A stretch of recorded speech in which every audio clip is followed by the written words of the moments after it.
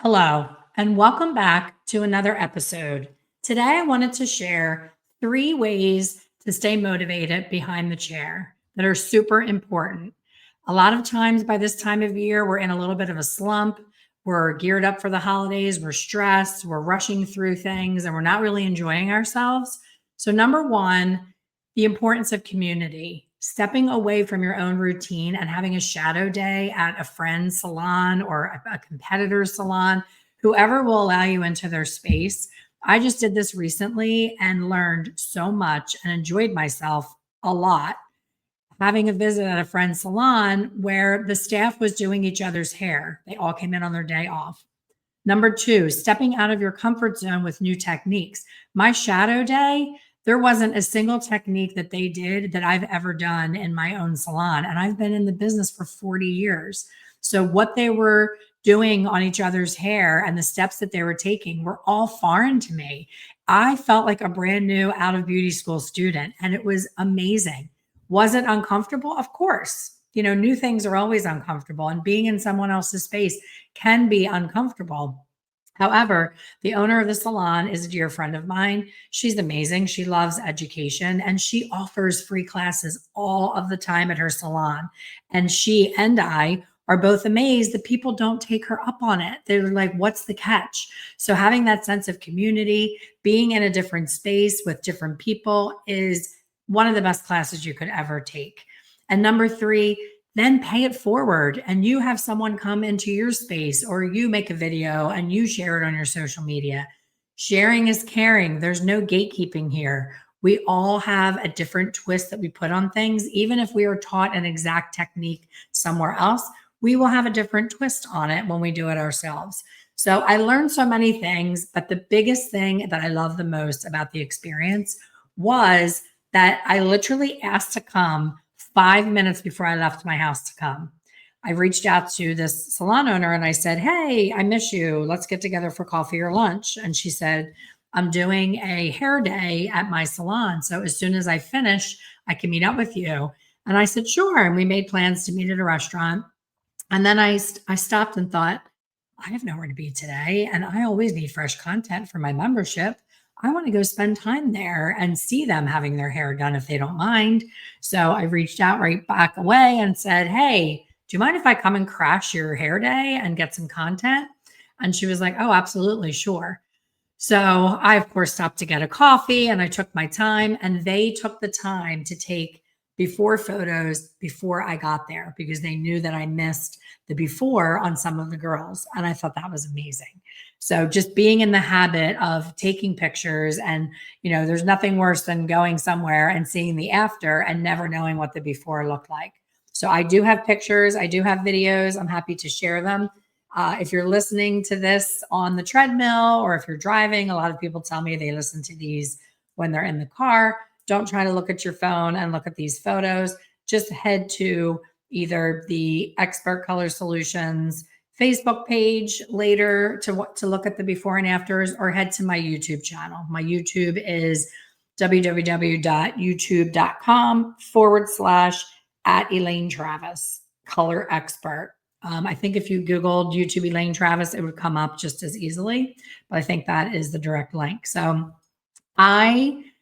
in my membership, I have over 200 hairstylists that are eager to learn all things color. And a lot of times I will get questions about vivids and, less everyday looks and more commercial, more photography type looks with all different melts of vivids.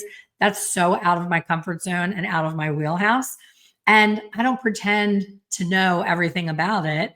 I look for people who are doing an amazing job at it, which is the salon that I visited.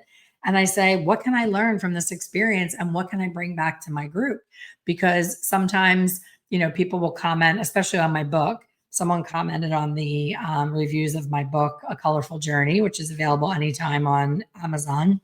They said, she doesn't do anything about vivids. It's all just highlights and single process retouches.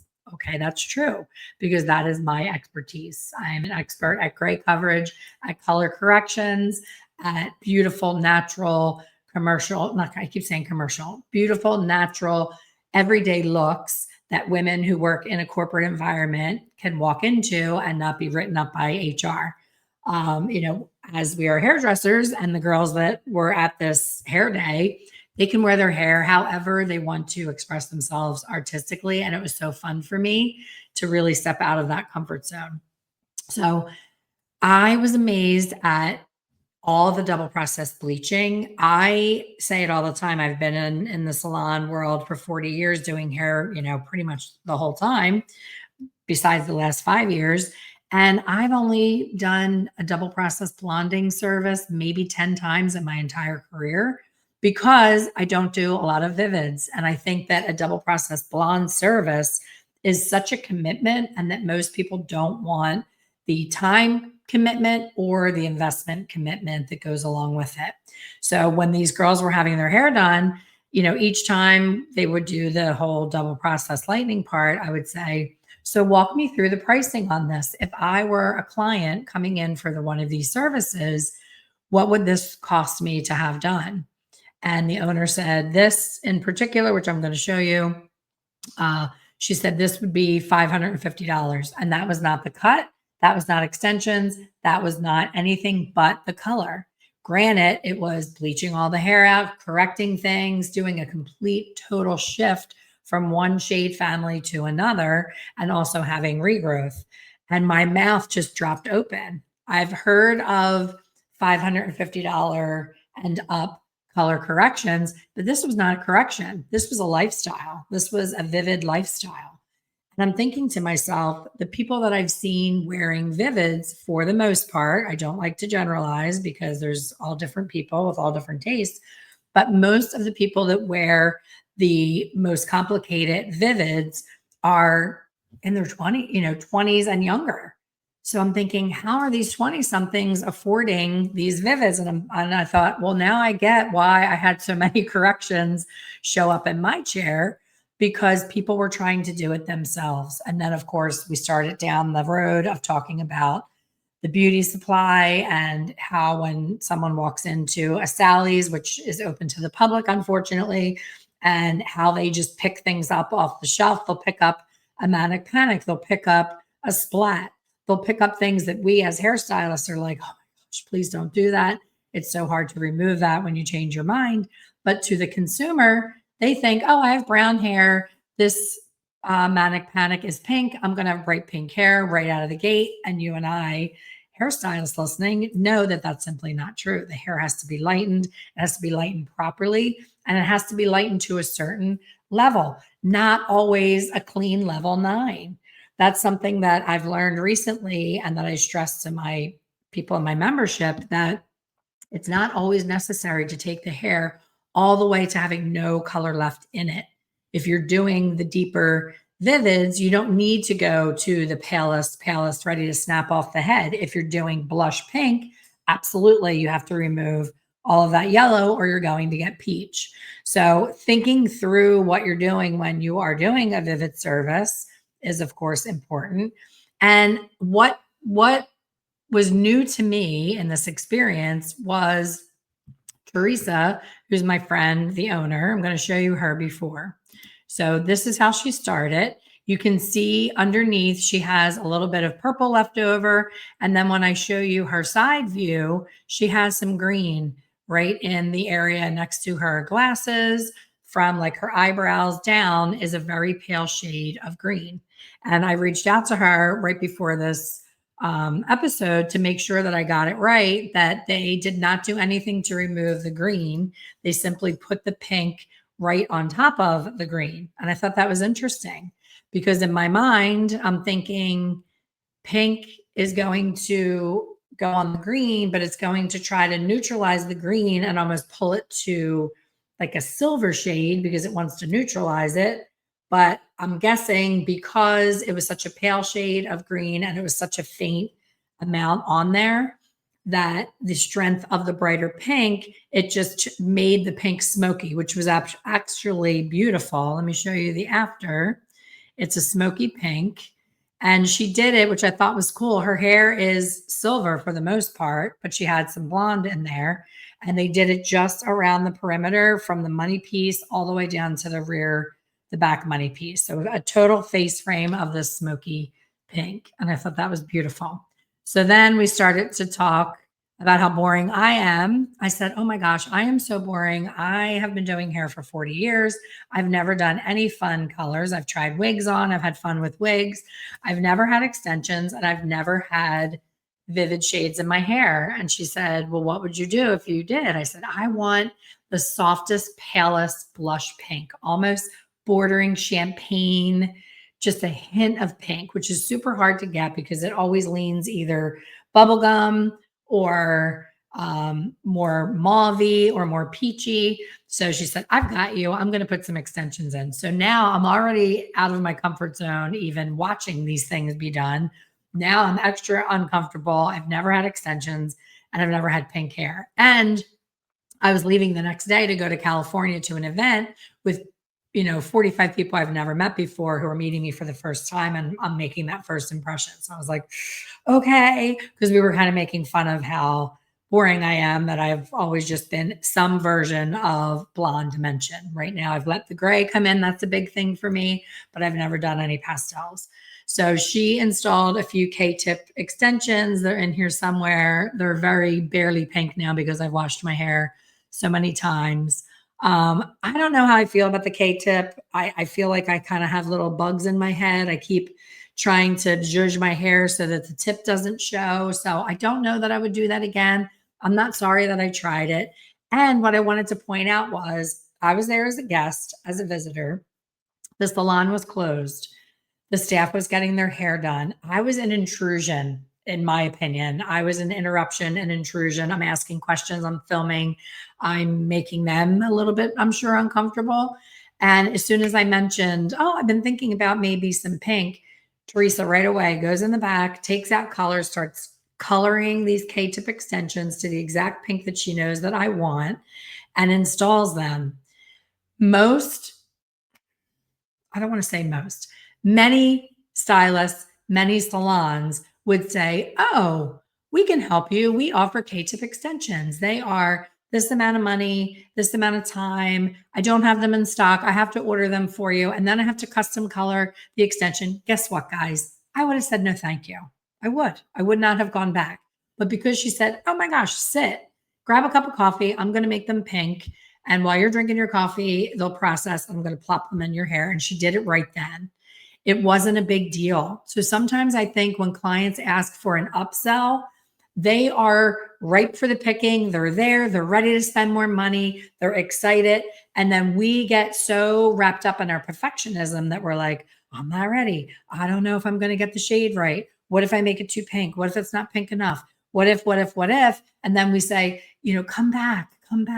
We'll stretch it to another appointment. Well, that next appointment, you could have been generating a separate amount of income from a totally different person.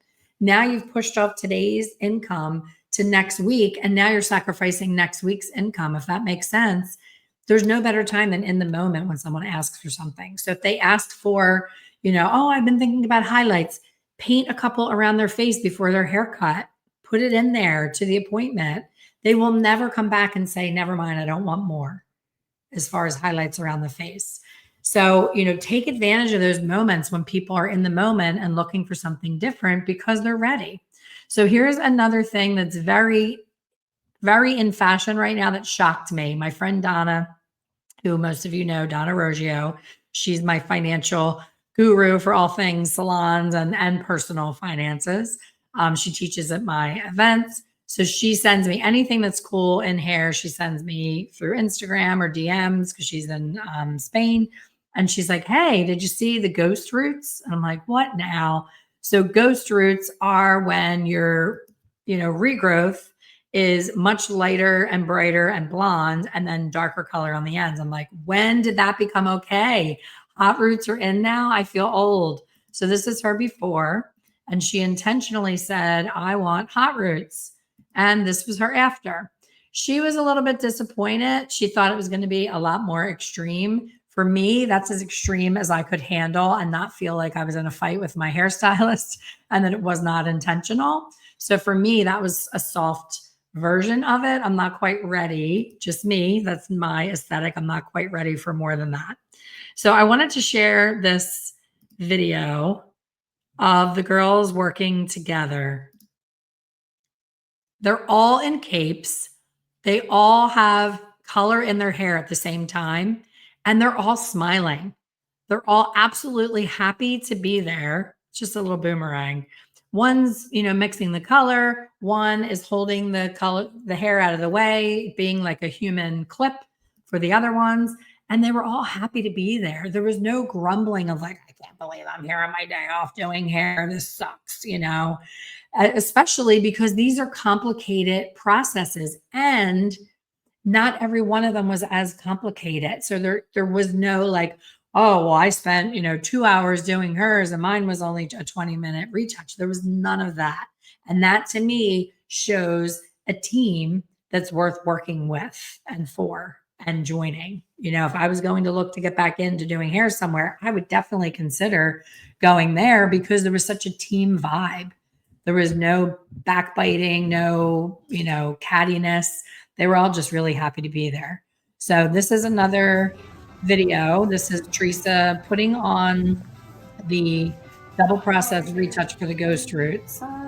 And she was sharing. But I'd say 30. I'm going to turn the sound off. So she was sharing a new product from Kin. Kin is the amazing sponsor of my podcast and my in-person events. They always bring the best swag.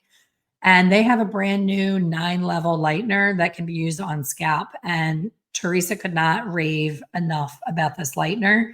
And I was amazed at how creamy the consistency was. A lot of times if you're using powder lightener on scalp, it has that gritty feel. And you feel like you have to keep making it stay moist because it gets too sandy and gritty. So she was talking about how you can use it with different volumes of developer, from as low as a 7 up to 20, and that she's never had to go above 20 to get that amazing lift that you need to do these types of looks. So let me show you the other before and after. So this was her before. In the front, she had really dark in the back. She had some orange in there, and then some like a in between peachy color, and the really dark in the back that you'll see here. So she went from those before and afters. Again, if you're listening on the podcast and you're on the treadmill or in your car, head to my YouTube and enjoy these before and afters. I thought this was stunning. She has like that little bit of peach in her fringe area. She's got the steely color. She still was able to keep the depth at the back, but she turned it into a cooler version of what she had in the back to match with these smoky cool colors. So she went from totally warm to everything cool, but still very unique, very eye-catching, and it pops, and the hair looked very healthy for all that she had been through. This was her sitting in the chair having the bleach retouch. And they did not bleach through all of that orange. And I was shocked to see how smoky and cool that result was. And that was Kin. I just asked Teresa, I believe it was 9.12 permanent put over the orange, created that beautiful smoky result. So I was very impressed with it all. And I also wanted to share this video. One of the girls didn't get a major transformation. She just had her retouch done, but they were styling her hair and she has natural curl. And I looked over and I saw the other girl, I'm sorry, I don't remember their names, but she used a Denman brush to wrap the curls around the brush so that they were more defined curls and not frizzy. So I thought that was really clever. It's because our hair is very fine and we don't want it to turn into a crunchy frizz ball, gross, slimy thing. So she taught me how to do this, and I've been doing it like crazy now. With a little Denman, you're holding it vertically. Hair gotta be super wet and just twisting it around and getting it to the end, wrapping it all around the handle here with good tension and pulling it through, and then unwrapping like a curly iron. You know, a little bit of a curl there. This is good if your curls aren't super strong, if they've been damaged, like her curls and my curls and probably all the curls in this building. Give it a little swish. That's just gonna help define the curl. These are not my prettiest ones. So it's like a wet set instead of doing it with the curling iron. Yeah. Just helping enhance what she's got going on with her natural curl pattern. And she does have quite curly hair. Or she could have quite curly hair if we prepared it the right way. But what fun would that be?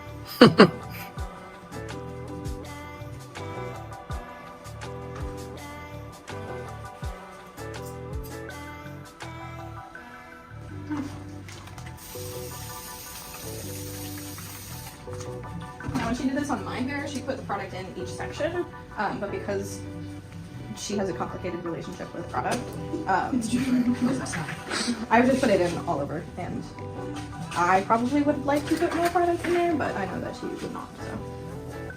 When you say complicated relationship, could you explain that to us? Yeah, Tyra, what's your relationship? So I don't like the feeling of product in my hair. I like to run my fingers through my hair, even though it's curly. Curly hair, you should not run your fingers through it. Yes, but I like the beachy, like lived-in curl wave. Well, it's on your head, you're living with it. Yeah, I know. It's It always lives with gonna me be always. But I like the very relaxed, kind of beachy feel, like queen of bedhead. That's kind of the vibe. It's not making a squishy sound. I like to add more. Okay, so if it doesn't squish. The sound is what you're looking for. Or listening for, yes.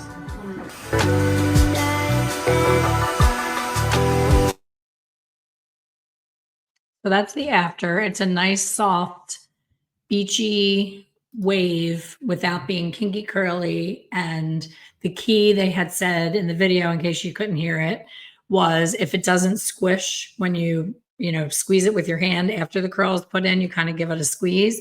If it doesn't sound squishy, it's not wet enough, and they remisted it with the water. I don't know if you also noticed the person having her hair curled was holding my extension that they were going to put in my hair. So she was checking out the pink to make sure that it was the right shade of pink. So teamwork, teamwork, teamwork, community, joy, sharing, and fun. Just an all around great experience. If I was on Yelp right now, I would be saying 5 stars. Love this salon, love the atmosphere and the culture. And wow, if only every salon could have such culture.